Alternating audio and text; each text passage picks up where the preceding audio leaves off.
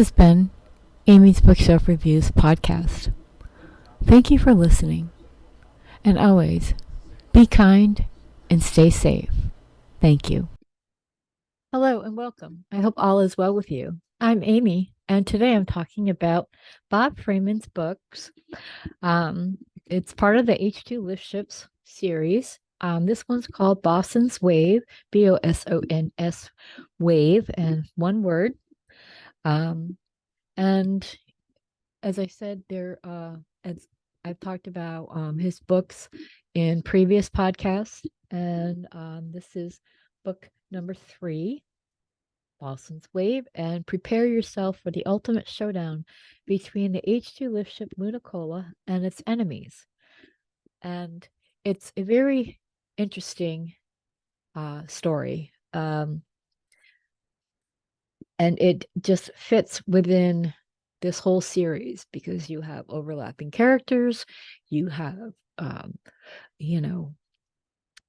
there are different beings, and some are enemies and some are comrades and colleagues, and or part of a crew. It's these series, they have a great mix of real science and science fiction. But when you think about it, really, what is science fiction? Is science fiction, or is it something? It's fiction now, but it may be nonfiction later. And that's kind of when you look at these books, and it's very it's almost cinematic when you're reading them, especially if you have a interest in science fiction or science. So if you're a science nerd, or you're a science fiction nerd, if you've watched Star Trek or Star Wars or The Terminator, just to name a few, it's very interesting how he brings these stories to life. And especially when we are in the real world, they are looking at the pros and cons of using AI. So this is a very these are books that you really should just read. This is the third book. The first one was Beyond Luna. Then there was a backstory, and now BosonsWave. And then there's a book that was released in December, called BosonsWave Squared. And I've talked about that book on a show earlier, because it was for its release. Now, this book, as I said, I'm talking about BosonsWave. We try to make a nice, friendly space opera. Sure, it has passive-aggressive families, gambling, cheating, and double-dealing, but nice. Still, watch your back. Solar sail cargoes travel between asteroids and Goldilocks core. And now Hive Mother of the Heliopause and the Hive Sisters in the Heliotail are fighting. And they turn into a full-fledged biogel war. The Solar Sail crew of the BosonsWave and Captain Herb and Eastern Mountain Gorilla in the Heliospheric Navy are fighting the algae rockets for control of biogels. On one side, we have tools and weapons invented by the sentients after eons of development. Biogel laser rifles, HAM ham radios, ship-to-ship bolas, nuclear bombs, biological weapons, and a tomato surprise. On the other side, accumulations of brainless algae have joined with the angry biogel computers calling the shots. Captain Graciela and her crew and the Heliospheric Navy have a battle on their hands. So it is, it is full of great things, this book.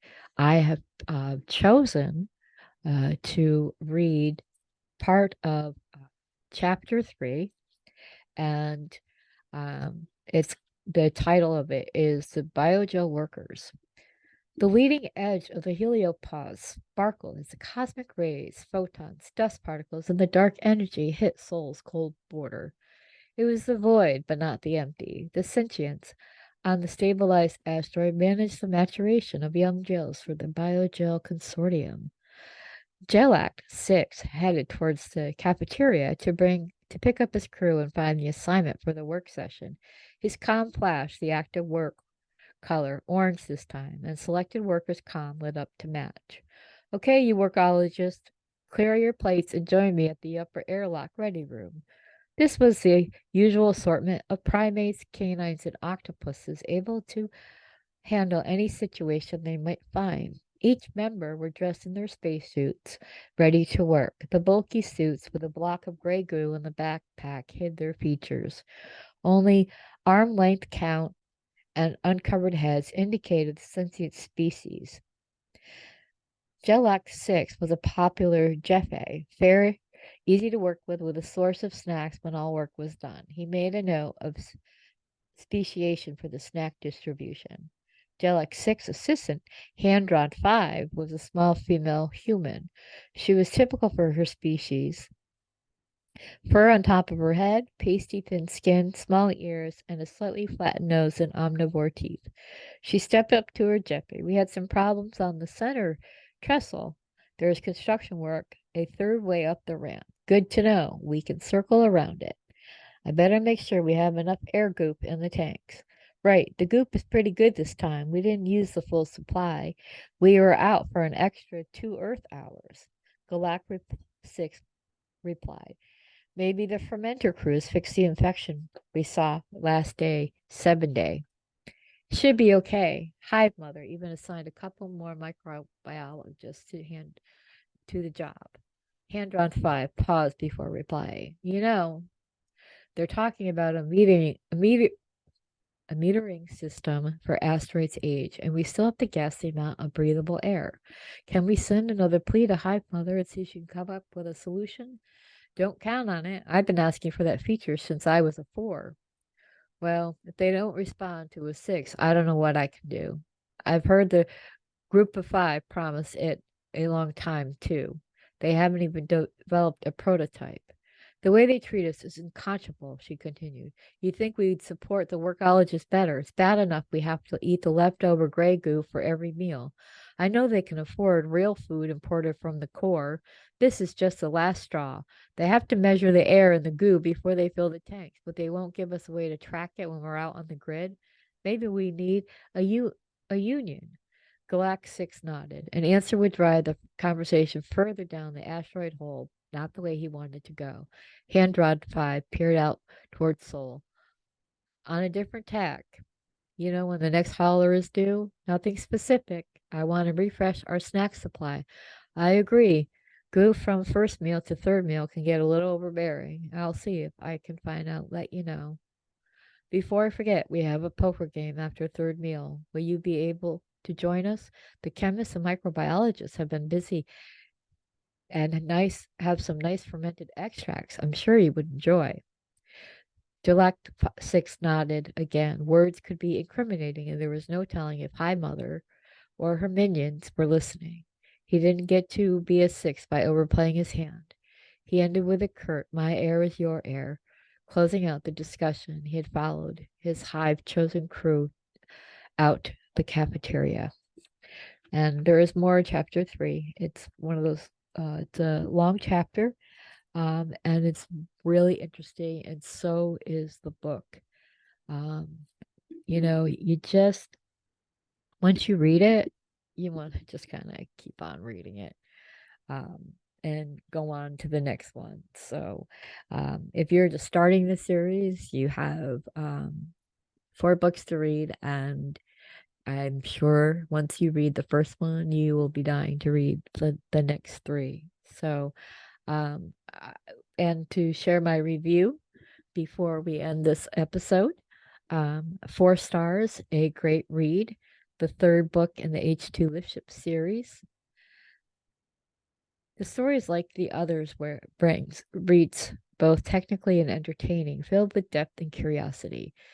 Fill it with dysfunctional families, loads of flaws such as gambling and backstabbing. The story takes the reader to a new destination, entering a war not of their making. There are new enemies and allies to consider. I'm a definite fan of this author. The story was unpredictable, and it's so engrossing that it brings you right in the middle of the story. And it's definitely more than just words on paper.